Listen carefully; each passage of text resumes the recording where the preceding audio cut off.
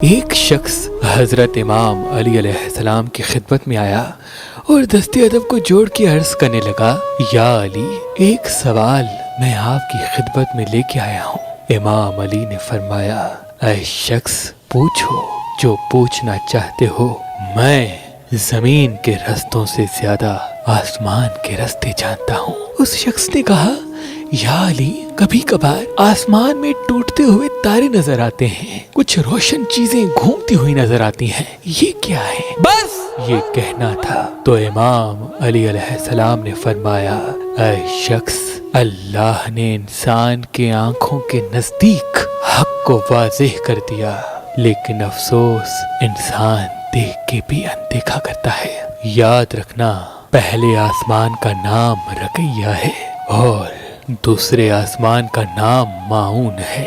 پہلے اور دوسرے آسمان کے بیچ میں کچھ پتھر اور کچھ نسام گھومتے رہتے ہیں، لیکن ان کو یہ اجازت نہیں کہ پہلے آسمان کو چیر کے زمین تک پہنچ سکیں، سوائے کچھ کے۔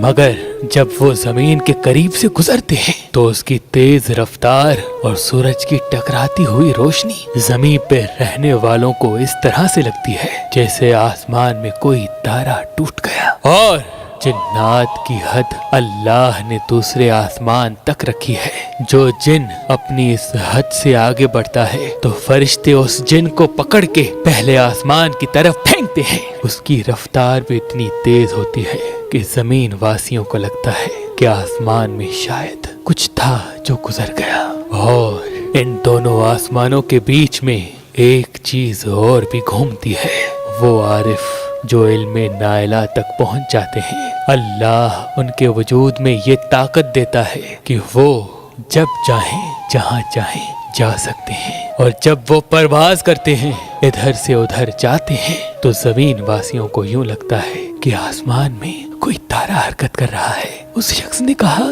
یا علی، عارف سے کیا مراد؟ امام علی نے فرمایا، عارف سے مراد صالحین ہیں، وہ اللہ کے بندے جو اپنی نفس کو اللہ کو بیچ دیتے ہیں۔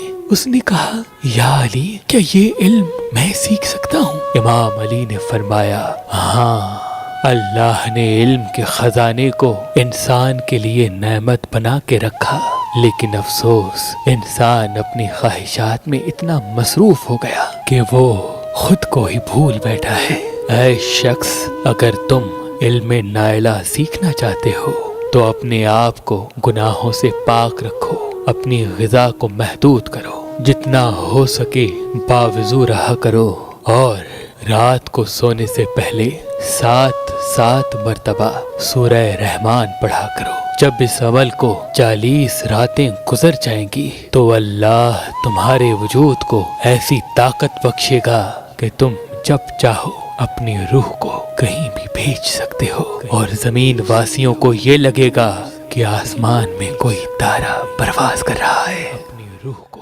انسان نے جو سب سے پہلے اپنے ہاتھ میں پتھر پہنا وہ فیروزہ ہے، کیونکہ اس پتھر کو رحمت کا پتھر کہتے ہیں۔ اللہ کے کرم سے فیروزہ پتھر پہننے کے بعد انسان کا ہاتھ تنگ نہیں ہوتا اور وہ اللہ کی رحمت کے قریب رہتا ہے۔ تو ابھی ہماری ویب سائٹ مہربانی.com پہ آئیں اور یہ پتھر حاصل کریں۔ آپ اپنا لکی پتھر ہماری اپلیکیشن جو گوگل پلے اسٹور اور آئی فون ایپ اسٹور پہ موجود ہے ان سے بھی حاصل کر سکتے ہیں۔ مزید معلومات کے لیے ہمارے نمبر پہ کال کریں۔ اللہ آپ کو سلامت رکھے، اللہ آپ کو سلامت رکھے۔